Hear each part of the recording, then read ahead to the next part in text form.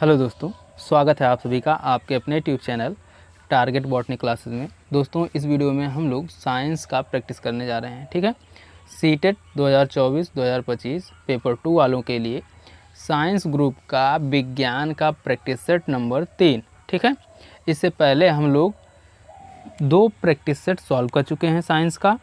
और जो लोग साइंस का प्रैक्टिस नहीं किए हैं, मतलब पिछला प्रैक्टिस सेट नहीं किए हैं, वो लोग जा कर के पिछले प्रैक्टिस को सॉल्व करें, उसके बाद फिर आगे कंटिन्यू करें। ओके, और आपको बता दें कि आपके अपने YouTube channel target botany classes पर आपको सीटेट के हर सब्जेक्ट का प्रीवियस ईयर क्वेश्चन पेपर और प्रैक्टिस सेट मिल जाएंगे। प्लेलिस्ट बना हुआ है सभी टॉपिक का। ठीक है, आपका जो भी सब्जेक्ट है, जो भी टॉपिक है, उस सब्जेक्ट या टॉपिक से जा कर के जी भर के प्रैक्टिस कीजिए। ठीक है, अगर आर्ट ग्रुप से हैं तो आर्ट ग्रुप का टॉपिक प्रैक्टिस कीजिए, साइंस ग्रुप के हैं तो साइंस ग्रुप का टॉपिक प्रैक्टिस कीजिए। ओके, तो चलिए देर ना करते हुए वीडियो को स्टार्ट करते हैं। देखिए, पहला क्वेश्चन है, दीर्घ रोम के संदर्भ में निम्नलिखित कथनों का अध्ययन कीजिए। करिए भाई अध्ययन।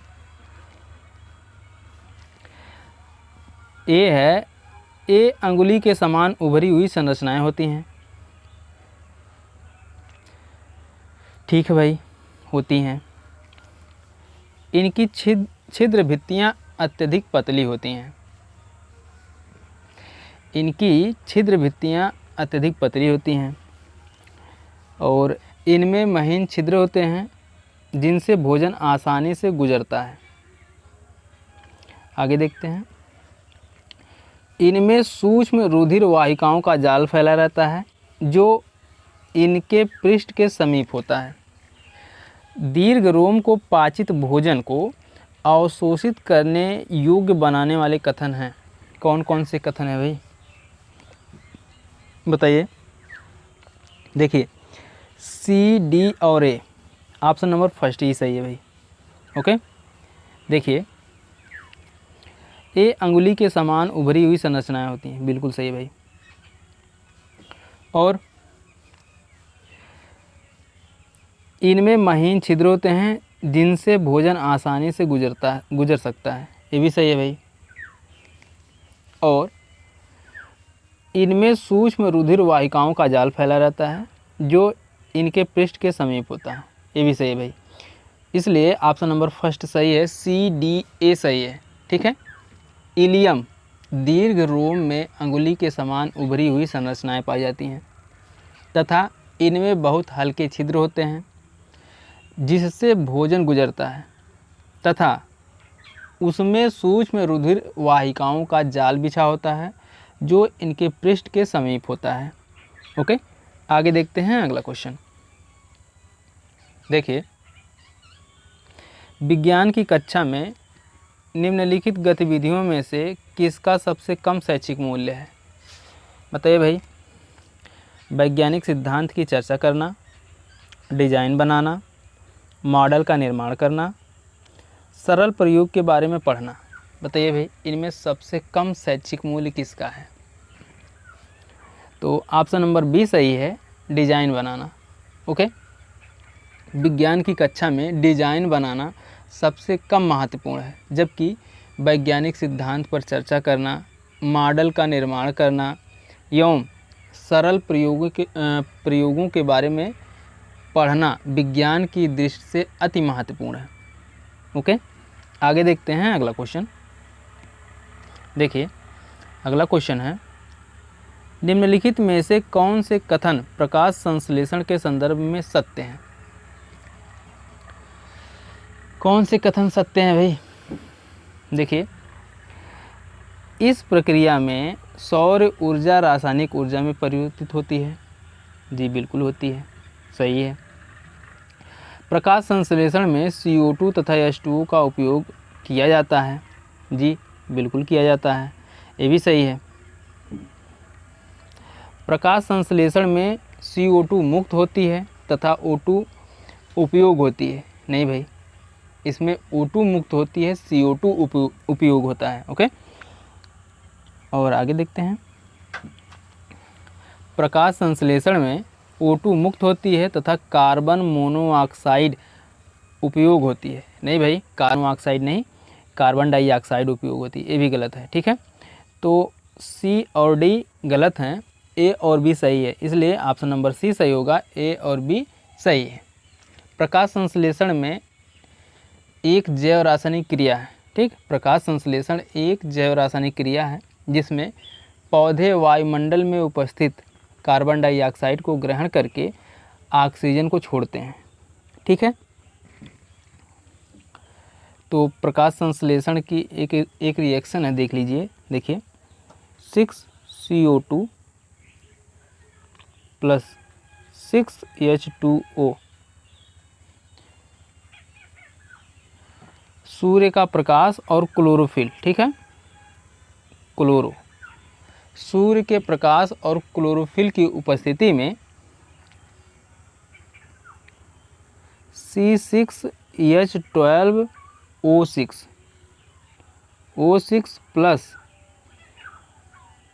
6O2 बनता है भाई। ठीक है, प्रकाश संश्लेषण की क्रिया में पौधे जो होते हैं कार्बन डाइऑक्साइड और जल लेकर के सूर्य के प्रकाश और क्लोरोफिल की उपस्थिति में ग्लूकोज और ऑक्सीजन मुक्त करते हैं। ठीक है, ग्लूकोज और ऑक्सीजन बनाते हैं भाई। ठीक है, C6H12O6। ओके, आगे देखते हैं अगला क्वेश्चन। देखिए, भोजन में पाचन में शामिल जटिल प्रक्रियाओं का सही क्रम है। सही क्रम क्या है भाई, बताइए। अंतर्ग्रहण, पाचन, स्वांगीकरण, अवशोषण, निष्कासन, या फिर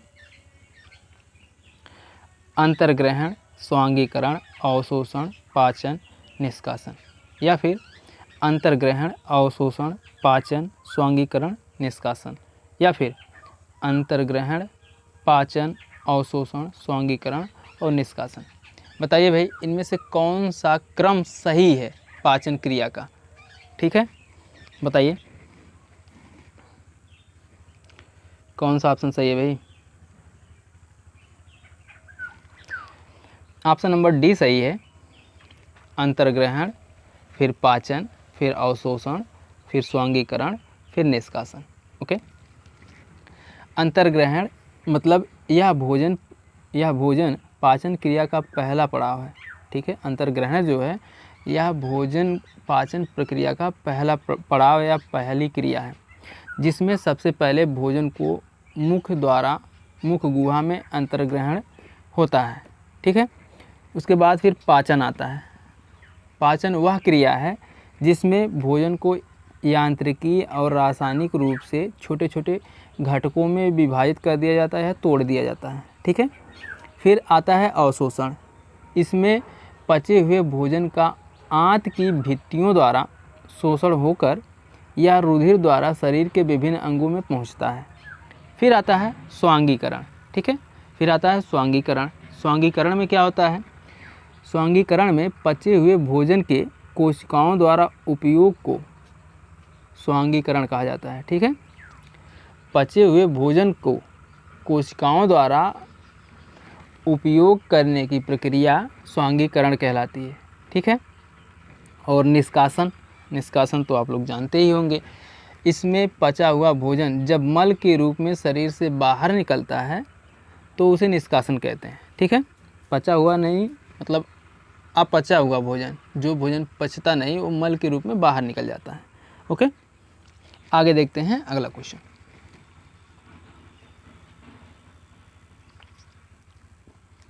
देखिए, निम्नलिखित में से कौन सी मिश्रित योग्यता वाली कक्षा जिसमें विद्यार्थी संज्ञानात्मक विकास के विभिन्न चरणों में है के लिए सर्वाधिक उपयुक्त होगी। बताइए भाई। प्रतिभाशाली विद्यार्थी के लिए व्यष्टि अनुदेश, अलग से शिक्षण की योजना, या फिर विद्यार्थियों के बुद्धि लब्धांशों का औसत निकालकर उसके अनुसार शिक्षण की योजना, या फिर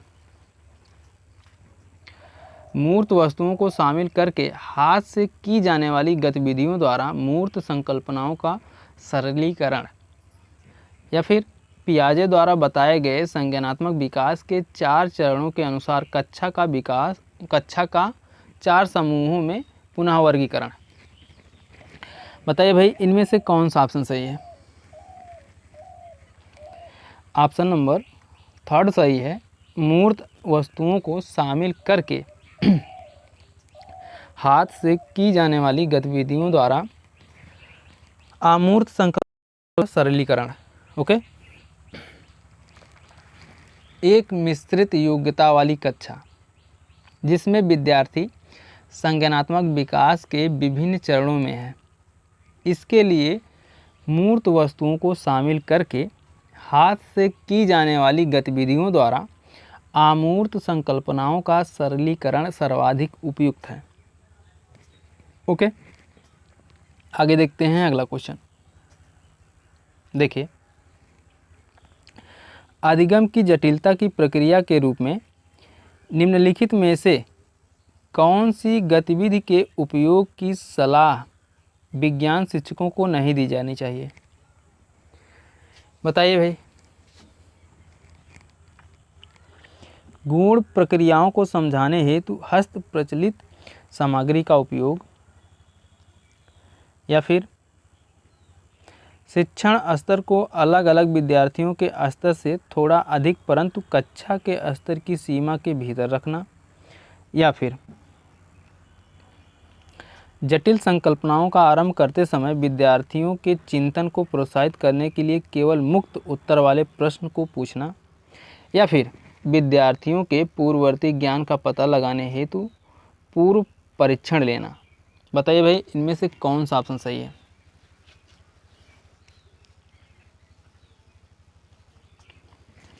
ऑप्शन नंबर डी सही है। अधिगम की जटिलता की प्रतिक्रिया के रूप में विज्ञान शिक्षकों को विद्यार्थियों के पूर्ववर्ती ज्ञान का पता लगाने हेतु पूर्व परीक्षण लेने की सलाह नहीं देनी चाहिए। ठीक है, आगे देखते हैं अगला क्वेश्चन। देखिए, वनों के संरक्षण के लिए एक सफल कार्यनीति आवश्यक है। इस कार्यनीति में शामिल होना चाहिए, क्या शामिल होना चाहिए भाई? उपभोक्ताओं का बचाव, उच्चतम पोषी स्तर के जंतुओं अर्थात शीर्ष के मांसाहारियों का बचाव क्योंकि वे शाकाहारियों पर सीधे निर्भर होते हैं, या फिर वनों के सभी भौतिक एवं जैविक संगठनों के संरक्षण के लिए व्यापक कार्यक्रम, या फिर शाकाहारियों का बचाव। बताइए भाई, इनमें से कौन सा ऑप्शन सही है? क्वेश्चन नंबर 127, जल्दी बताइए। ऑप्शन नंबर सी सही है। वनों के सभी भौतिक एवं जैविक संगठनों के संरक्षण के लिए व्यापक कार्यक्रम। ओके, संरक्षण के अंतर्गत सभी प्रकार के प्राकृतिक संसाधनों के संरक्षण को सम्मिलित किया जाता है। अतः वनों के संरक्षण के लिए एक सफल कार्यनीति आवश्यक है जिसमें वनों के सभी भौतिक एवं जैविक संगठनों के संरक्षण के लिए व्यापक कार्यक्रम सम्मिलित हो। ओके, आगे देखते हैं अगला क्वेश्चन। देखिए, शिक्षण की प्रोजेक्ट पद्धति ... के दर्शन के साथ सर्वश्रेष्ठ रूप से संबंधित है। किससे संबंधित है भाई? रॉबर्ट हॉचिंस भाई, रॉबर्ट हॉचिंस, या फिर B.F. स्किनर, या फिर मैक्स रेफर्टी, या फिर जॉन डेवी। बताइए भाई, इनमें से कौन सा ऑप्शन सही है? ऑप्शन नंबर डी सही है, जॉन डेवी। ठीक है, प्रोजेक्ट पद्धति अमेरिका के प्रसिद्ध शिक्षा शास्त्री जॉन डेवी, किलपैट्रिक, स्टीवेंस आदि के सम्मिलित प्रयास का फल है। ओके, इसके अनुसार ज्ञान प्राप्ति के लिए स्वाभाविक वातावरण अधिक उपयुक्त होता है। इस विधि से पढ़ाने के लिए पहले कोई समस्या ली जाती है जो प्रायः छात्रों के द्वारा उठाई जाती है और उस समस्या का हल करने के लिए उन्हीं के द्वारा योजना बनाई जाती है। ओके, आगे देखते हैं अगला क्वेश्चन। देखिए, जैव विज्ञानों में पाठ योजना ... को ध्यान में रखते हुए मुख्य रूप से निर्देशित होनी चाहिए। क्या निर्देशित होनी चाहिए भाई? पाठ्यचर्या के लक्ष्यों और अधिगम परिणामों, या फिर बच्चों को कार्य उपलब्ध कराने, या फिर कक्षा के औसत बच्चों की आवश्यकताओं को पूरा करने, या फिर अभिभावकों को संतुष्ट करने। बताइए भाई, इनमें से कौन सा ऑप्शन सही है?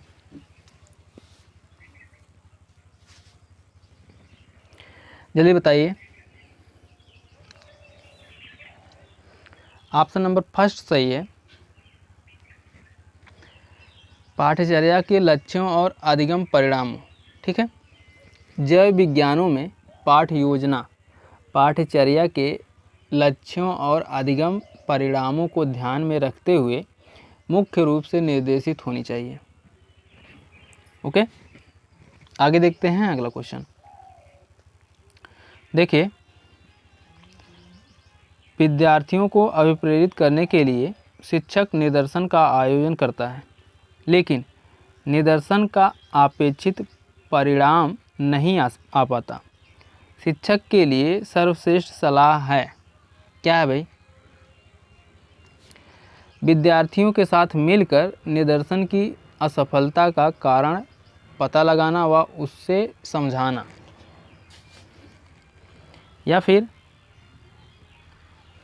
विज्ञापन समन्वयक के पास नोट भेजना जिसमें उन्हें कक्ष में आने के लिए कहा गया है, या फिर निदर्शन को रोकना और उसे दोबारा करना, या फिर कक्षा को बताना कि निदर्शन असफल हो गया है और उनसे कारण निर्धारित करने सहायता करने के लिए कहना।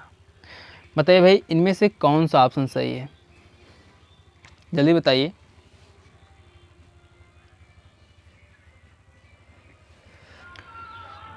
ऑप्शन नंबर सी सही है, निदर्शन को रोकना और उसे दोबारा करना। ठीक है,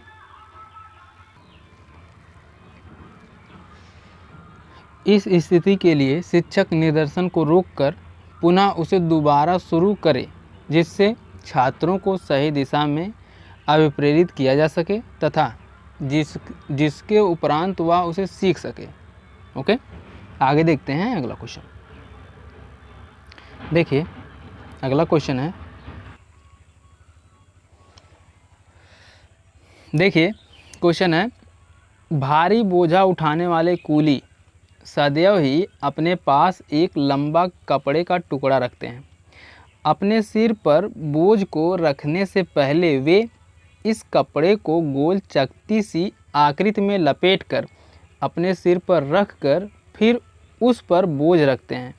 ऐसा करके वे बोझ का प्ररोध घटा लेते हैं, या फिर संभावित चोट से अपने सिर का बचाव कर लेते हैं, या फिर अपने सिर से बोझ के संपर्क क्षेत्र को बढ़ा लेते हैं, या फिर अपने सिर पर बोझ द्वारा लगाए गए बल को घटा लेते हैं।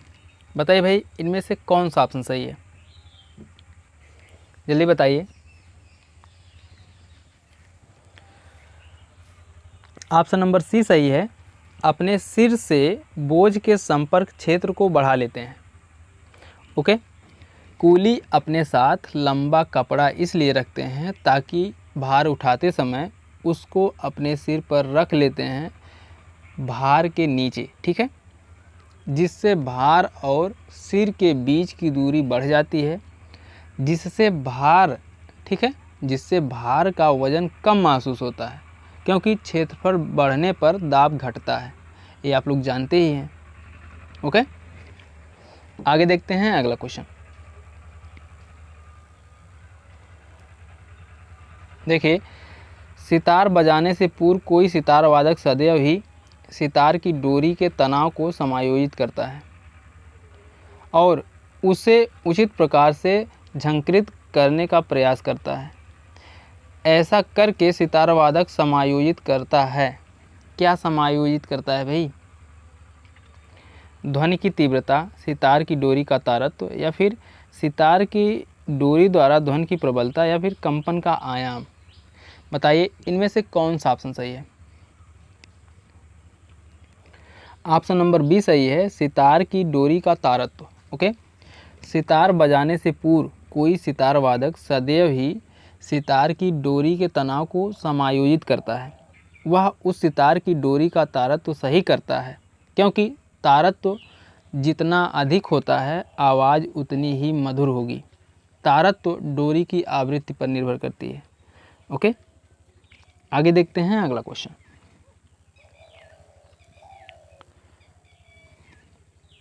देखिए, जब उच्चतर कक्षा में बच्चे शोध कार्य करते हैं तो शिक्षक को जिस मुख्य समस्या से जूझना पड़ता है वह है, क्या है भाई? बताइए भाई, कौन सा ऑप्शन सही है? पब्लिक पुस्तकालय का सहयोग प्राप्त करना, या फिर बच्चों को नकल करके विश्वकोशों और पुस्तकों से शब्दशः उतारने से रोकना एवं प्रभावी तरीके से उनका मार्गदर्शन करना, या फिर उपयुक्त सामग्री खोजना, या फिर इंटरनेट पर विद्यालयी पुस्तकालय में समय का सूचीकरण करना। बताइए भाई इनमें से कौन सा ऑप्शन सही है? इसमें ऑप्शन नंबर बी सही है, बच्चों को नकल करके विश्वकोशों और पुस्तकों से शब्दशः उतारने से रोकना एवं प्रभावी तरीके से उनका मार्गदर्शन करना। ओके, जब उच्चतर कक्षा के बच्चे शोध कार्य करते हैं तो शिक्षक बच्चों को नकल करके विश्वकोशों और पुस्तकों से शब्दशः उतारने से रोकने एवं प्रभावी तरीके से उनका मार्गदर्शन करने का कार्य करता है। ओके, आगे देखते हैं अगला क्वेश्चन। देखिए, आहार नाल का वह कौन सा भाग है जो यकृत से पित्त रस ग्रहण करके इसे पित्ताशय में संग्रहित करता है? बताइए भाई कौन सा ऑप्शन सही है? Question number 134। Option number B सही है, अग्न्याशय। ठीक है, आहार नाल का अग्न्याशय वह भाग है जो यकृत से पित्त रस ग्रहण करके इसे पित्ताशय में संग्रहित करता है। ठीक है, आगे देखते हैं अगला क्वेश्चन। देखिए, निम्नलिखित में से किस पाठ से पहले सामान्य नियम स्पष्ट किए जाते हैं और उसके बाद उदाहरण दिए जाते हैं? बताइए भाई, संज्ञानात्मक पाठ, निगमनात्मक पाठ, कौशल पाठ, आगमनात्मक पाठ। बताइए भाई इनमें से कौन सा ऑप्शन सही है? क्वेश्चन नंबर 135 बताइए।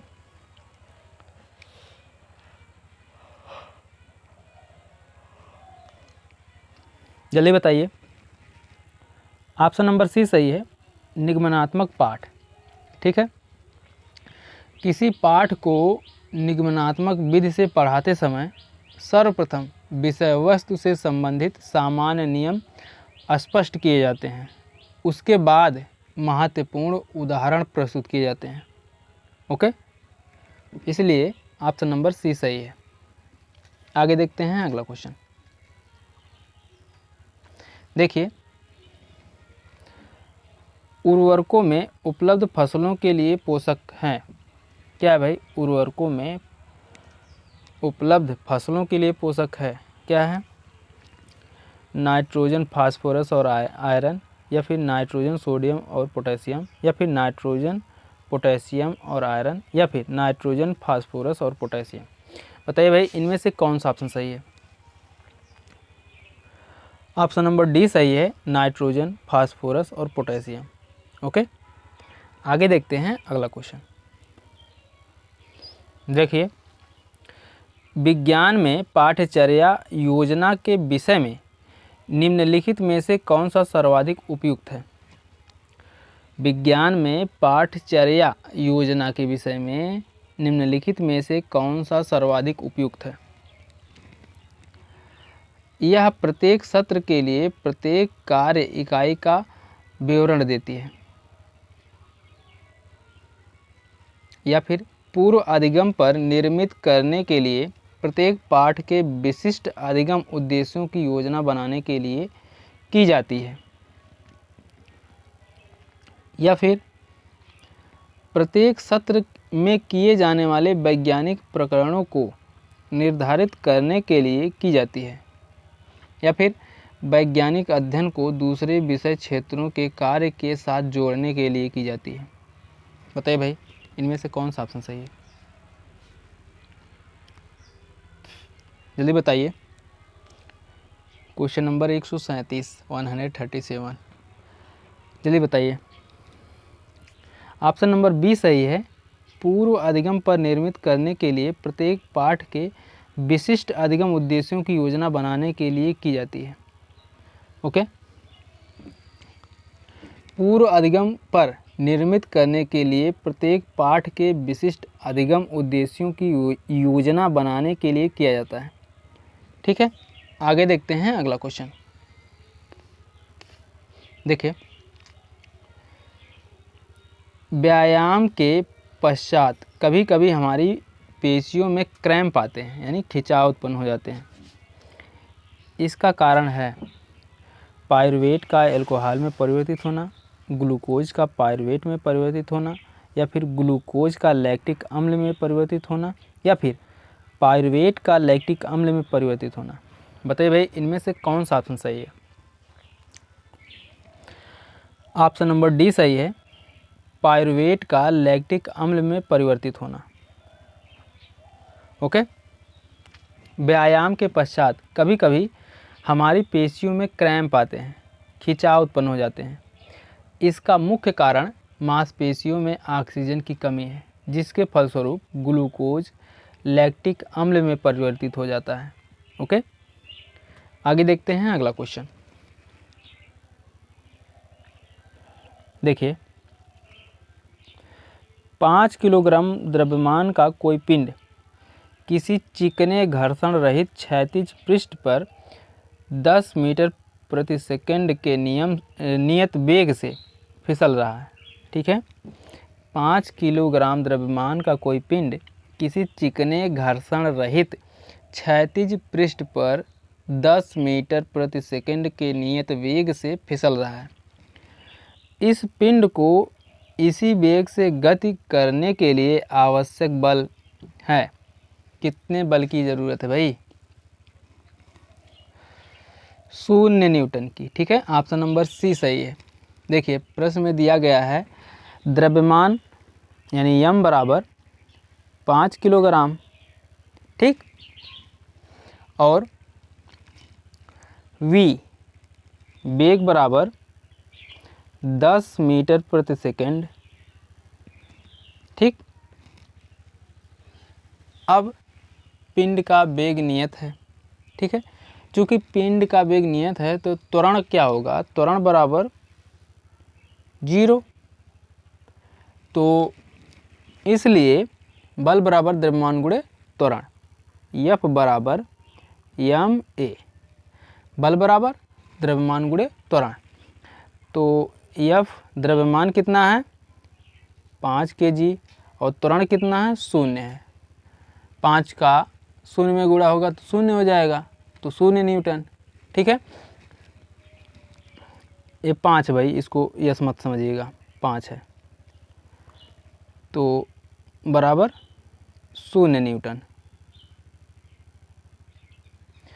अतः घर्षण रहित तल पर नियत वेग से गतिमान पिंड को गतिशील रहने के लिए बल की ज़रूरत नहीं पड़ेगी। ओके, आगे देखते हैं अगला क्वेश्चन। देखिए, निम्नलिखित में से पाचन तंत्र के भागों के उस सही समुच्चय को चुनिए जो कोई पाचन कार्य नहीं करता है। चलिए भाई, चुनिए। ग्रसिका, मुख गुहिका, बृहदांत, क्षुद्रांत, बृहदांत, मलाशय। ग्रसिका, मुख गुहिका, मलाशय। ग्रसिका, बृहदांत, मलाशय। बताइए भाई इनमें से कौन सा ऑप्शन सही है? बताइए भाई इनमें से कौन सा ऑप्शन सही है? ऑप्शन नंबर डी सही है, ग्रसिका, बृहदान्त, मलाशय। ठीक है। मानव शरीर में पाचन तंत्र से संबंधित भाग मुख गुहिका यानी बक्कल कैविटी, ग्रहणी जिसे हम लोग कहते हैं डिओडिनम, और आमाशय जिसे हम लोग अंग्रेजी में स्टमच कहते हैं, एवं छोटी आंत होती हैं। ठीक है। मानव शरीर में पाचन तंत्र से संबंधित भाग मुख गुहिका, ग्रहणी, आमाशय, छोटी आंत होती हैं, जबकि ग्रसिका यानी ईसोफेगस, बृहदान्त यानी लार्ज इंटेस्टाइन एवं मलाशय जिसे हम लोग रेक्टम कहते हैं पाचन क्रिया में भाग नहीं लेते। ठीक है, क्योंकि इनमें पाचक एंजाइम नहीं पाए जाते। समझ में आया? मानव शरीर में पाचन तंत्र से संबंधित भाग मुख गुहिका, ग्रहणी, आमाशय एवं छोटी आंत है, जबकि ग्रसिका, बृहदान्त एवं मलाशय पाचन की क्रिया में भाग नहीं लेते हैं, क्योंकि इनमें पाचक एंजाइम नहीं पाए जाते हैं। ओके, आगे देखते हैं अगला क्वेश्चन। देखिए, मानव की आहार नाल के विभिन्न भागों के सही क्रम का चयन कीजिए। बताइए भाई सही क्रम का चयन कीजिए, इसमें से सही क्रम में कौन सा व्यवस्थित है? मुख, ग्रसिका, आमाशय, बृहदान्त, क्षुद्रांत। मुख, आमाशय, ग्रसिका, बृहदान्त, क्षुद्रांत। मुख, ग्रसिका, आमाशय, क्षुद्रांत, बृहदान्त, या फिर मुख, आमाशय, ग्रसिका, क्षुद्रांत, बृहदान्त। बताइए भाई इनमें से कौन सा ऑप्शन सही है? कौन सा पाचन की क्रिया का सही क्रम है? बताइए भाई। ऑप्शन नंबर सी सही है, पहले मुख, फिर ग्रसिका, फिर आमाशय, फिर क्षुद्रांत यानी छोटी आंत जिसे हम लोग स्मॉल इंटेस्टाइन कहते हैं, फिर बृहदान्त यानी मतलब बड़ी आंत जिसे लार्ज इंटेस्टाइन कहते हैं हम लोग। ओके, ऑप्शन नंबर सी सही है भाई। आगे देखते हैं अगला क्वेश्चन। देखिए, भौतिकी के कड़े रूप से संरचित पाठ को यदि थोड़े लचीलेपन के साथ पढ़ाया जाता है तो यह उस विद्यार्थी के सीखने के लिए सबसे उपयुक्त होगा जिसकी बुद्धि लब्धि 85 से कम है, या फिर जिसकी बुद्धि लब्धि 185 बोल रहे हैं, क्या ही बताएं भाई, 125 है, या फिर जो अति क्रियाशील है, या फिर जो सांस्कृतिक रूप से वंचित है। बताइए भाई इनमें से कौन सा ऑप्शन सही होगा? ऑप्शन नंबर फर्स्ट सही है, जिसकी बुद्धि लब्धि 85 से कम है। ठीक है।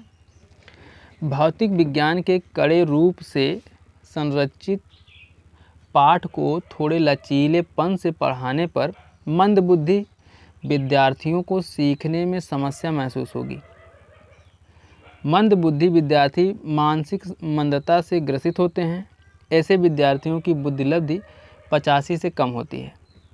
ओके, आगे देखते हैं अगला क्वेश्चन। देखिए, निम्नलिखित में से कौन सा बिस्मांगी मिश्रण है? बताइए भाई कौन सा बिस्मांगी मिश्रण है?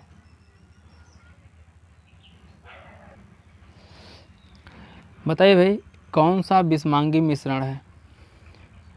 स्टेनलेस स्टील, या फिर आयोडीन युक्त नमक, या फिर गुब्बारे में भरी हवा, या फिर ब्रास पीतल। बताइए भाई कौन सा ऑप्शन सही है? ऑप्शन नंबर बी सही है, आयोडीन युक्त नमक। ठीक है। एक से अधिक यौगिकों के मिश्रण को बिस्मांगी मिश्रण कहते हैं। ठीक है, एक से अधिक यौगिकों के मिश्रण को बिस्मांगी मिश्रण कहते हैं। अतः आयोडीन युक्त नमक एक बिस्मांगी मिश्रण है। इसमें आयोडीन लवण तथा NaCl का मिश्रण है। ठीक है, सोडियम क्लोराइड। ये स्टेनलेस स्टील तथा पीतल जो हैं ये मिश्र धातु हैं। इनका संगठन पूर्णतः समान होने के कारण इन्हें समांगी मिश्रण कहा जाता है। ओके, आगे देखते हैं अगला क्वेश्चन। देखिए, भूतापीय ऊर्जा एक वैकल्पिक ऊर्जा स्रोत है। इस ऊर्जा के लिए सर्वाधिक संभाव्य क्षेत्र वे हैं जहां तापीय विद्युत संयंत्र हैं जो भूपर्पटी में तप्त स्थलों के ऊपर हैं, जो तटीय क्षेत्रों के निकट हैं, जहां कोयले की खानें हैं। बताइए भाई, इनमें से कौन सा ऑप्शन सही है? ऑप्शन नंबर बी सही है, जो भूपर्पटी में तप्त स्थलों के ऊपर हैं। ठीक है, जो भूपर्पटी में तप्त स्थलों के ऊपर हैं वे क्षेत्र भूतापीय ऊर्जा के वैकल्पिक ऊर्जा स्रोत हैं। ओके, आगे देखते हैं अगला क्वेश्चन। देखिए, निम्नलिखित अभिक्रियाओं में से उसे चुनिए जो संभव है। चुनिए भाई।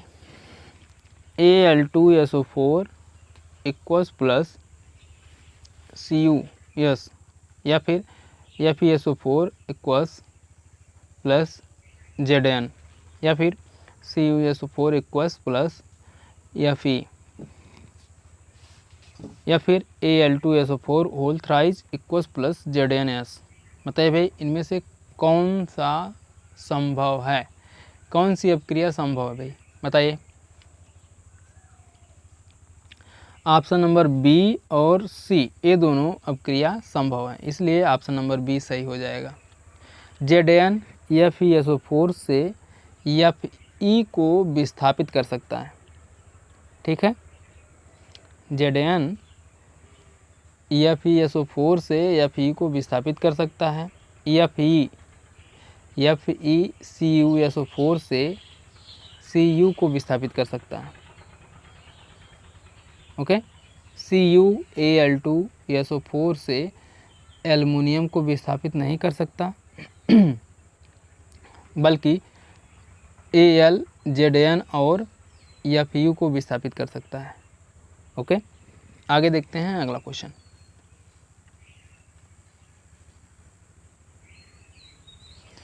कुछ डायनासोरों के पर थे। ठीक है, कुछ डायनासोरों के पर थे, यद्यपि वे उड़ नहीं पाते थे, परंतु पक्षियों के पर होते हैं जो उड़ने में उनकी सहायता करते हैं। विकास के संदर्भ में इसका अर्थ यह है कि सरीसृपी एवं पक्षियों के बीच कोई विकासीय संबंध नहीं है, या फिर दोनों ही जीवों में समजात अंग है, या फिर सरीसृपों का विकास पक्षियों से हुआ है, या फिर पक्षियों का विकास सरीसृपों से हुआ है। बताइए भाई, इनमें से कौन सा ऑप्शन सही है? जल्दी बताइए। ऑप्शन नंबर बी सही है, दोनों ही जीवों में समजात अंग है। ठीक है, दोनों ही जीवों में पर समजात अंग है। समजात अंग ऐसे अंग जो रचना एवं उत्पत्ति में समान होते हैं परंतु कार्य में भिन्न होते हैं, समजात अंग कहलाते हैं। ओके, समजात अंग ऐसे अंग जो रचना एवं उत्पत्ति में समान होते हैं परंतु कार्य में भिन्न होते हैं, उन्हें समजात अंग कहते हैं। ओके, आगे देखते हैं अगला क्वेश्चन। देखिए, यदि आपसे किसी भली भांति प्रकाशित पेंटिंग के प्रतिबिंब को दीवार पर प्रक्षेपित करने के लिए कहा जाए तो आप इस उद्देश्य के लिए निम्नलिखित प्रकाशीय युक्तियों में से किसे चुनेंगे?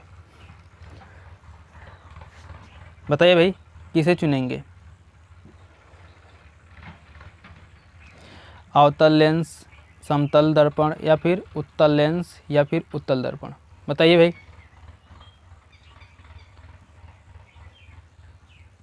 कौन सा ऑप्शन सही होगा? ऑप्शन नंबर बी सही है, उत्तल लेंस। ठीक है, प्रकाशित पेंटिंग के प्रतिबिंब को दीवार पर प्रक्षेपित करने के लिए उत्तल लेंस का उपयोग किया जाएगा। ठीक है, आगे देखते हैं अगला क्वेश्चन। देखिए, किसी चुंबक को लौह रेतन तथा सल्फर पाउडर के मिश्रण में फिराया गया। परीक्षण करने पर यह पाया गया कि केवल लौह रेतन ही समान रूप से चुंबक के दोनों ध्रुवों की ओर आकर्षित होती हैं, या फिर लौह रेतन दोनों ध्रुवों से आकर्षित होती हैं तथा सल्फर चुंबक के बीच में चिपक जाते हैं, या फिर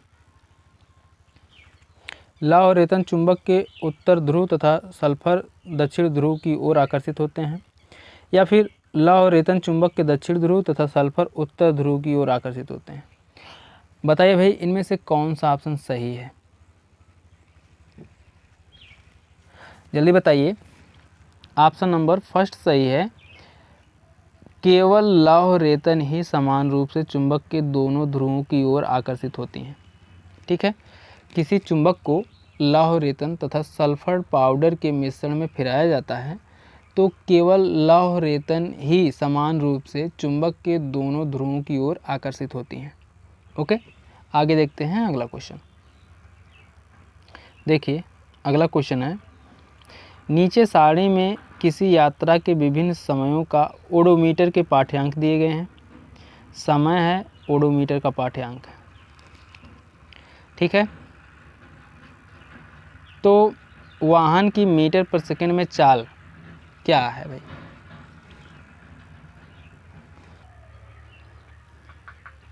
देखिए, यहाँ पर समय में आधा घंटा का समय अंतराल है। ठीक है, 8 से 8:30 बजे। ठीक है, और इसमें देखिए ओडोमीटर का पाठ्यांक किलोमीटर में 6640 से 6658। ठीक, 6658 में से 6640 घटा दीजिए, 18 किलोमीटर आ जाएगा। ठीक है, अतः आधे घंटे में 18 किलोमीटर की दूरी चली जाती है। ठीक है, आधे घंटे में 18 किलोमीटर की दूरी चली जाती है।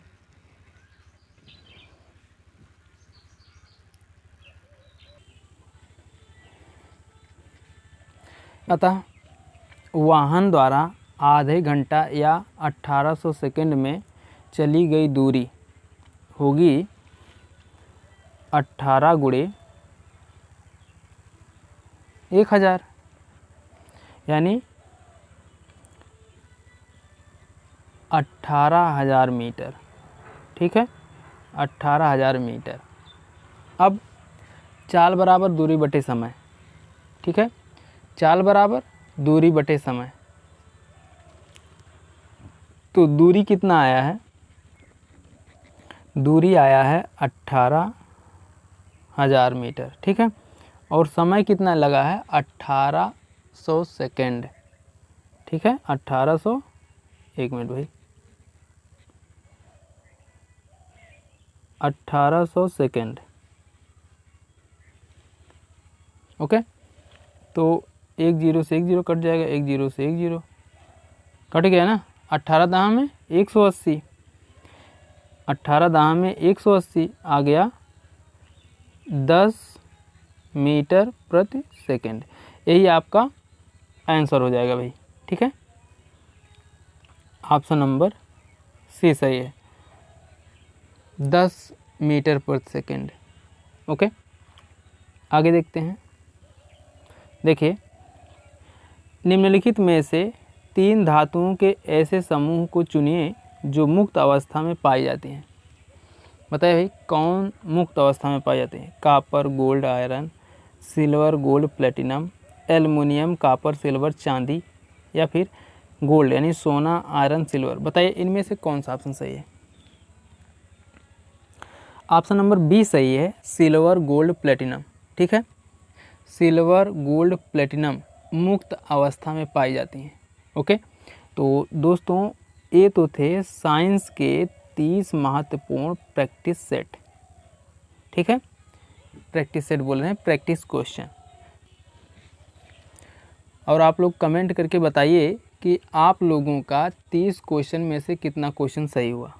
ओके, तो आज के लिए बस इतना ही। मिलते हैं नेक्स्ट वीडियो में, तब तक के लिए जय हिंद, जय भारत, वंदे मातरम।